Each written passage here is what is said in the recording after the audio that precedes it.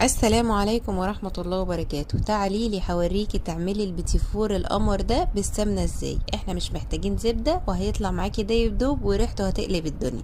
محتاجين المقادير بتاعتنا: كيلو الا ربع سمنة ساقعة من التلاجة، معايا 325 جرام سكر بودر، 3 اصفر بيض، 2 بيض، معلقة كبيرة ونص كاكاو خام، كيلو دقيق، شوية فانيليا.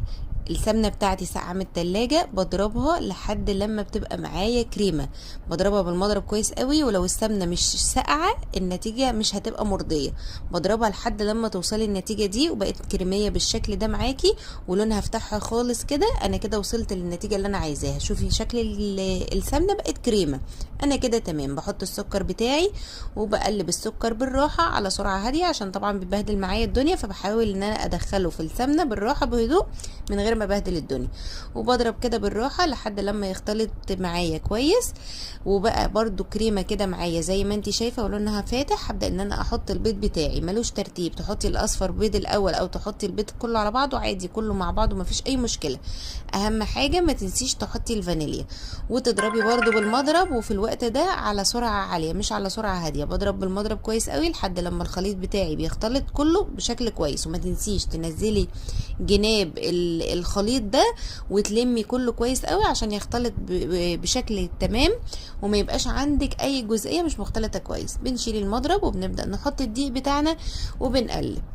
بتقلبي المقادير بتاعك. المفروض ان انت بتنقصي من الدقيق ده شويه، ما تحطيهوش كله مره واحده. طيب انا لو حطيته كله مره واحده وبصيت لقيت ان الخليط بتاعي تقل، بزود له حته سمنه. ادي الخليط بتاعي اهو تقل، مفيش مشكله. طب هعرف ان هو تقل منين؟ او عامه بعرف الخليط منين؟ بحطه على ظهر ايدي، باخد جزء من الخليط بحط له معلقه ونص كاكاو ومعلقه سمنه، وده الجزء اهو اللي انا حطيت له معلقه ونص كاكاو. ما تنسيش تحطي له معلقه سمنه علشان الكاكاو ما تنشفش الخليط معاكي. وابدا ان انا اشكل كده، لقيت الخليط نازل معايا تقيل كده مش عاجبني. رجعته تاني الطبق وبدات احط له معلقه سمنه واقلبه تاني عادي. انا جايه اقولك على الغلطات ايه عشان تتفاديها، ولو وقعتي فيها تطلعي منها ازاي، ما تبوظيش عجينتك ابدا.